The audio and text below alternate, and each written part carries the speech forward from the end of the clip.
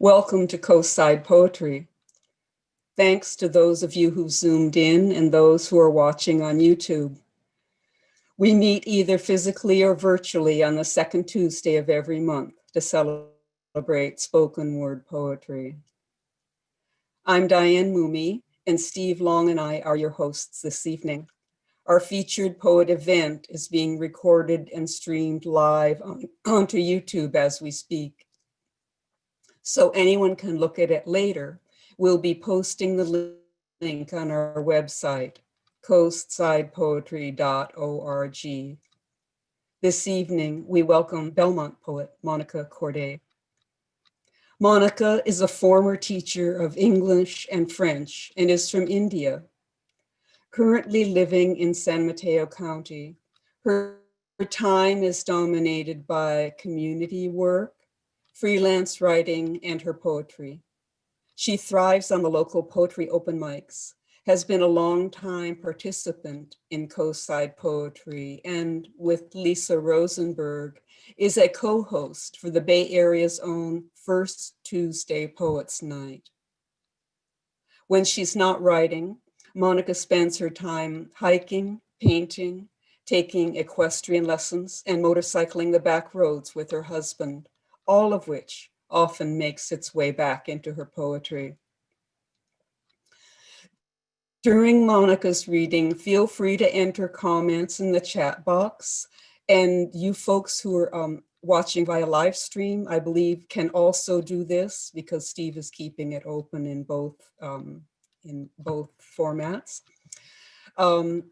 You'll be able to save the chat yourself if you like at the end of the evening. I'm going to save a copy for Monica. So any comments that you would like to make, feel free. We'll also unmute for a few minutes after her reading for comments. And now, please welcome Monica Korde.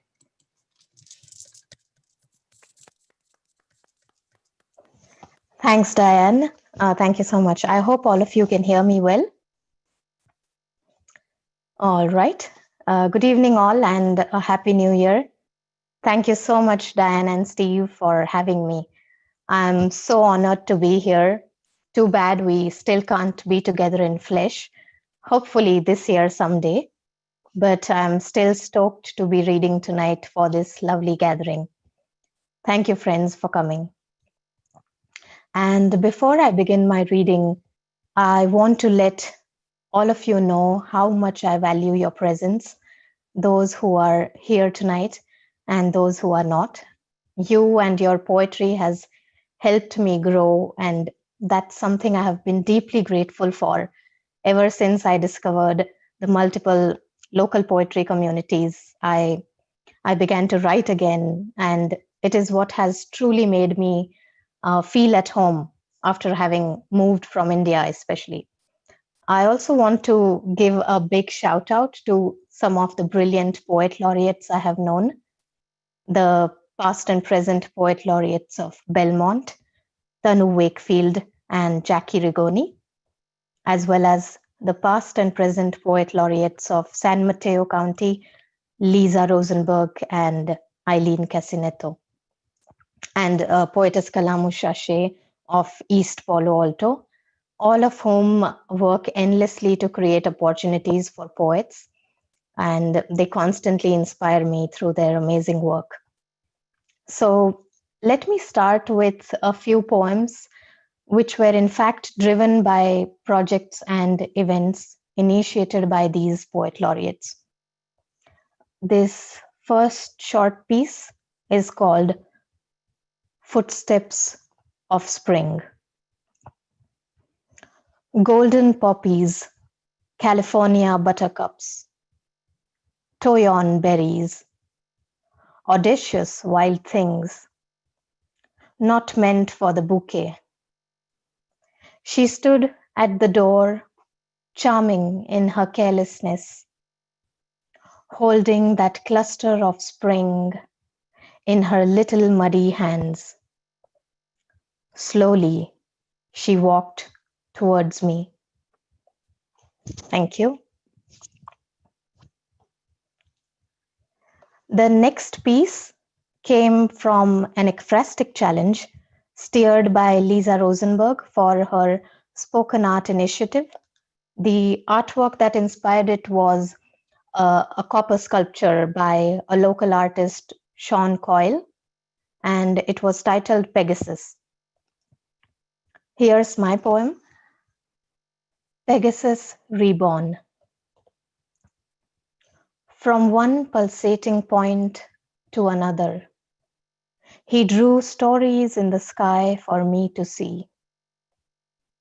Never before had I known how simple this was, to take a walk under a moonless night, to look up and let my eyes wander into darkness. How easy it was to follow his arm extended towards the northern sky. His fingers intertwined with mine, almost breathing life into each star we pointed at. And we sculpted in air this magnum opus, a constellation horse for the heavens to call as theirs. Al-Janib, Markab, Shiat, Al-Farad. Al-Janib, Markab, Shiat, Al-Farad. I have memorized all names, all patterns, all myth, so that even if all things were to crumble away one day, I may forge another Pegasus, weld it together, piece by piece, spark by spark, a requiem for the one that we built above the horizon, and then maybe call it our own. Thank you.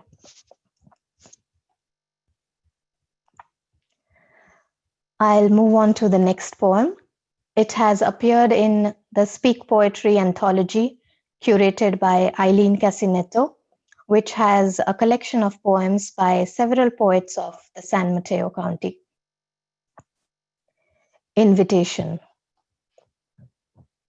Have you ever walked in the long silver rain? Have you watched it run into creeks and cracks? Listen, here it comes. Big, wild rain in spells and storms and stories, and I feel the coming of the rain inside me first.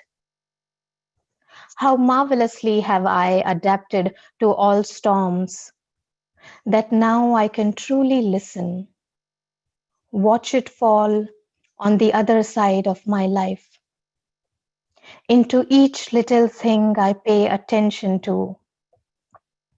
Small neon rain on smooth asphalt, micro droplets cradled in cobwebs, on the greenest blade of grass, falling off the beak of the sparrows at rest, pinpricks of water against my face, mapping every inch of space across bodies of land and water and flesh and ink. Come, join me in this conversation with the long silver rain. Follow the song of the river newly born. Let it remind you of how loved you are. Be here, ready when you are, to feel the rain outside, the quiet within. Thank you.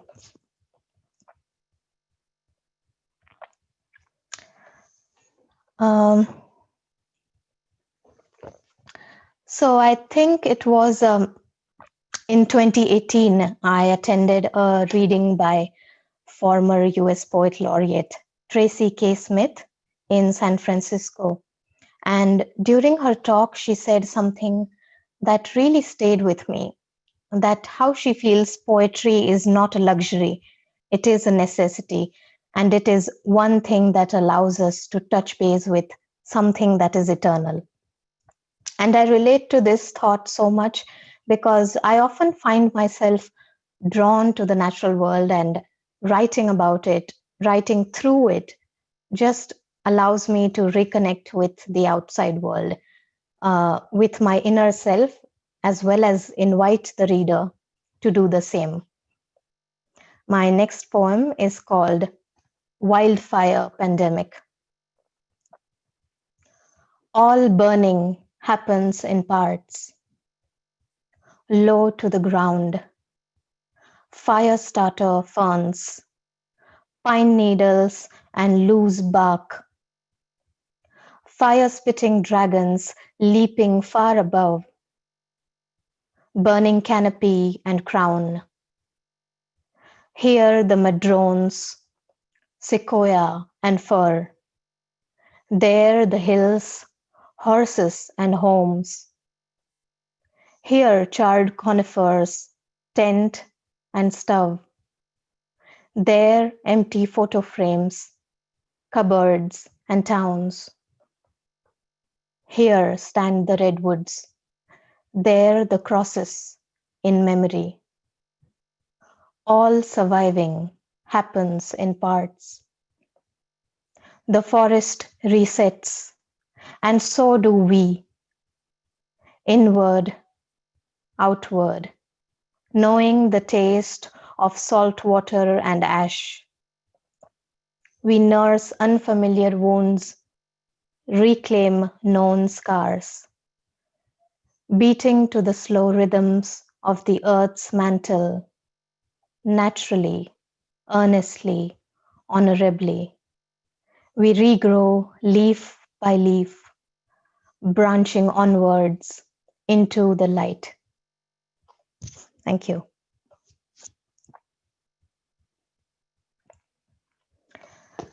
When I'm writing, I often tend to wonder what is it that is on the other side of a poem. The answer is not always immediate, and it is often towards the end. I was listening to a podcast, or it was a blog, I guess, about gardening, and this is what transpired. Not a woman poem. When you forage for poppies, remember how fragile they are. Carry a basket and a bucket of water. Take some newspapers to keep them safe, to protect them from wind and sun. Leave an opening for the scarlet heads and allow them to breathe fresh air.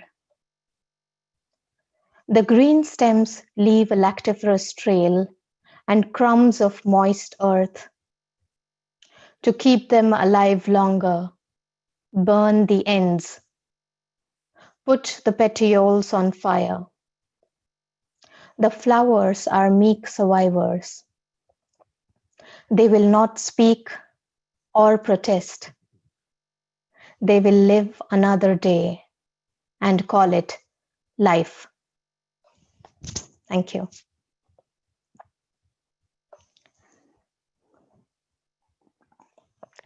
I hope all of you are with me so far.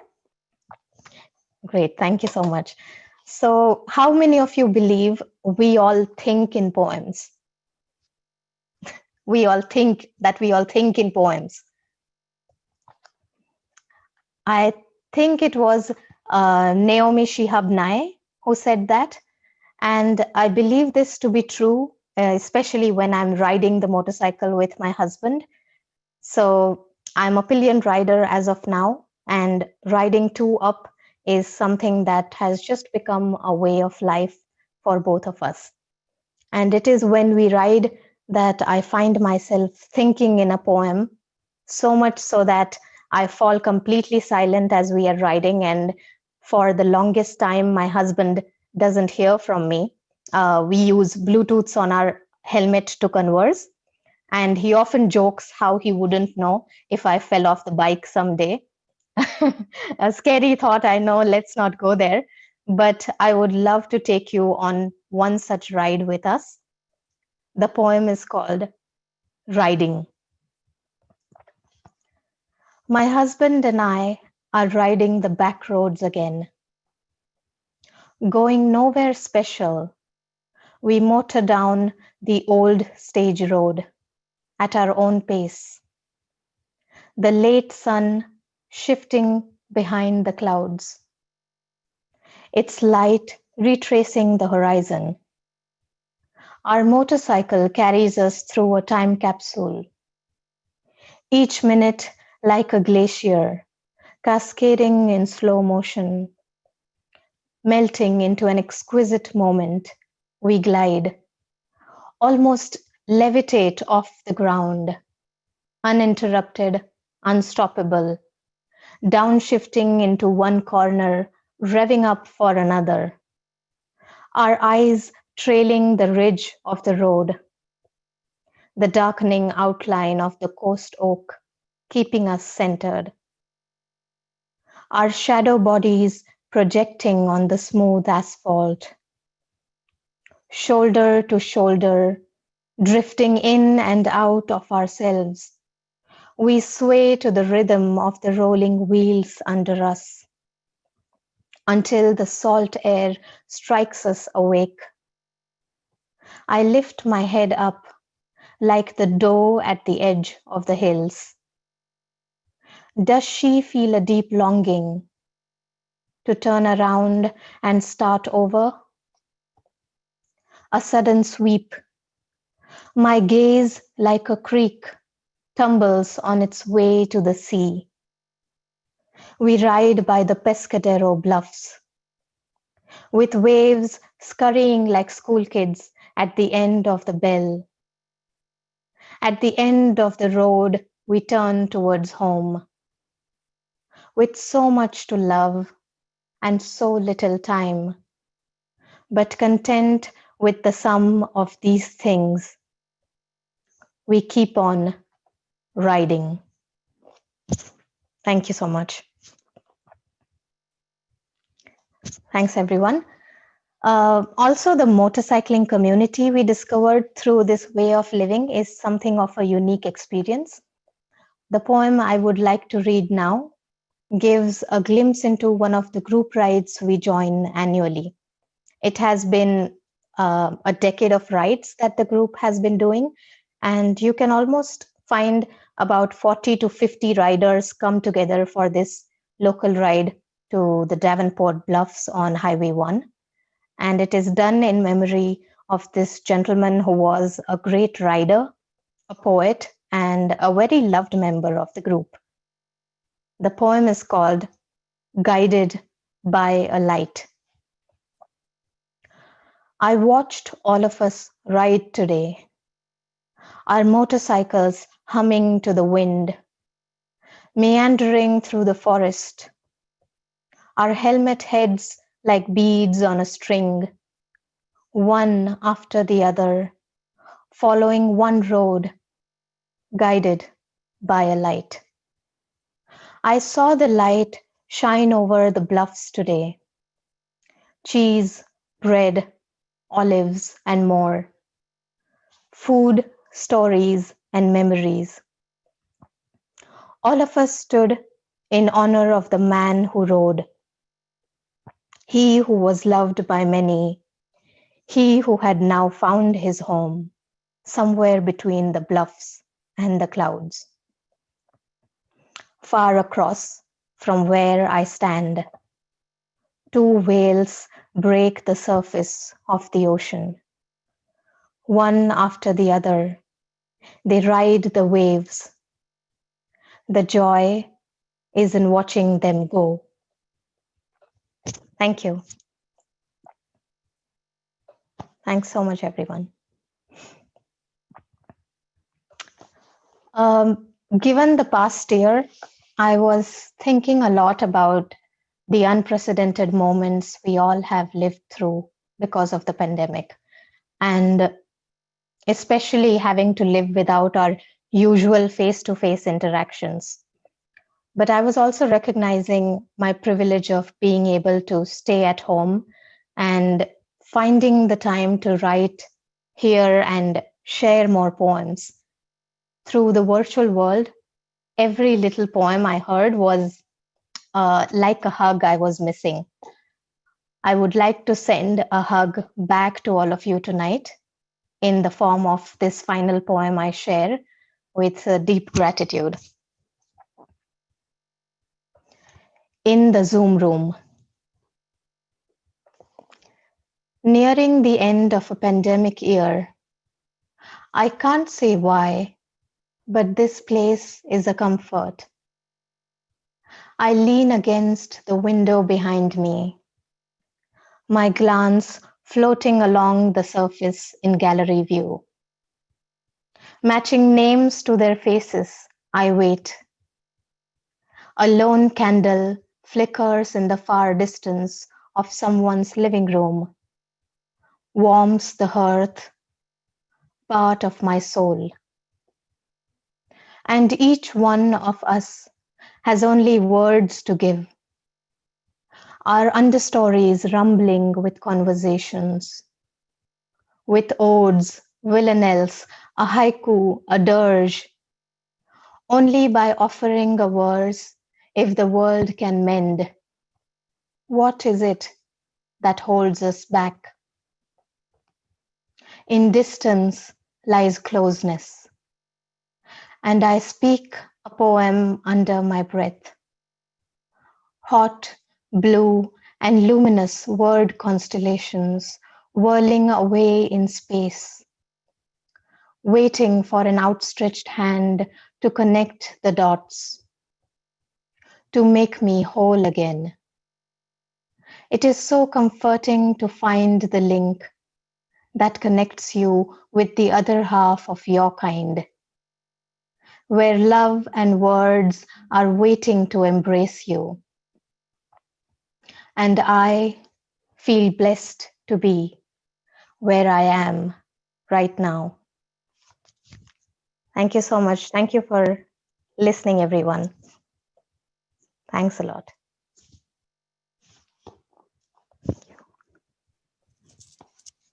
Oh, Monica. Wow. What a wonderful long walk you took us on through the world of poetry. Thank you so much. Now, I'd like to invite anyone who would like to say something to Monica to unmute. And we'll spend a couple minutes. Just wanted to say one thing. Can you hear me? It's Elise. I have a new perspective of Zoom, and it is a wonderful perspective. It has given life to something that I really didn't think about, and I'm extremely grateful to you for all your beautiful words, Monica, but also for this new life of of the Zoom, which has taken on a different character for me. Thank you. I just wanted to say thank you. Thank you, Elise. The words, Monica, I couldn't sort of type fast enough to get anything in the comments, but I was very moved by your reading and made me think about a lot of things as well. Thanks for your words, Monica. And I have a few to give back later on, but thank you so much for being here.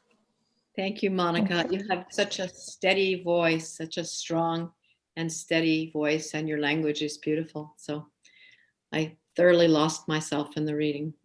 Thank you.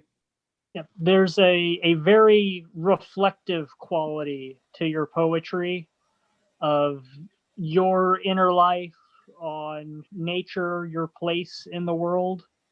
And it's always just wonderful to go on a journey with you and your work. And your presence as a reader in the open mic space is also, it matches very well what you're doing in your writing. It's always great to hear you. Thanks, Bobby. It means so much to me. Monica, it's so, it just feels like such a gift of reciprocity too, because you are such a gracious host and co-host and co-reader at open mics, and in just creating a welcoming, respectful, artistic space for poets and for listeners who are and aren't poets both, and to get to hear you. I've just chills just thinking about it because this is the first time I've been able to hear you read at length, and it's just delightful. So congratulations and thank you. No way So much, would I Lisa. have thought that that was your first reading. No No, way. all thanks to you and Steve, Diane, for this first opportunity. Firsts are always special, and you really made it. And the crowd makes it so easy for me, although I was nervous. But thank you so much, everyone. Very kind of you. You do not seem nervous at all. You seem very, very poised. Wonderful to hear you, Monica. Thanks, Terry. And Monica, I wanted to thank you. On February 14th, on Valentine's last year, I went with a good friend of mine, Rajiv, who has a Christian school in Calcutta. And your reading, and especially motorcycle helmets on beads, I was right back there on that motorcycle with those lovely people. And the whole reading was so touching. It did change me in regards to Zoom as well. I was crying. I was there. Thank you. Thank you.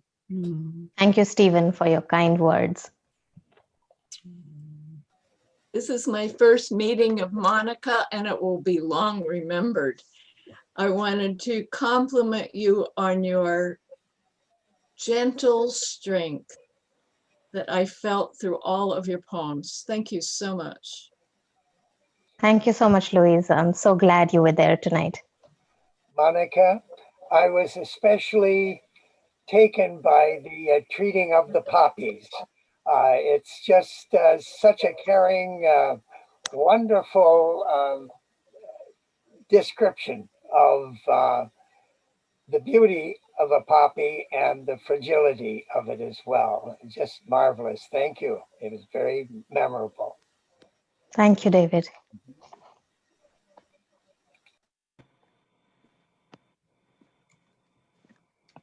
Hi, Monica. I have to thank you. I've never read or heard a motorcycle poem before, and I absolutely loved each of them. That was really a gift. And in addition to, I think you have this clarity of image in all of your poems, and it's just a pleasure to be in the presence of that kind of clarity, and also to feel each one has a giving heart at the center of it. So that's lovely. Thank you. Thank you so much, Veronica. We ride a lot by the Pescadero area, and it's one of our favorite routes. I'm so glad you enjoyed it. You'll have to let me know next time, and you can come by. I definitely will. Thank you. The motorcycle poem made me homesick for riding my recumbent tricycle down Stage Road and all around there. I used to have one, and I greatly admire those. How do you see what's ahead of you when you're on that? Cheers. Wow.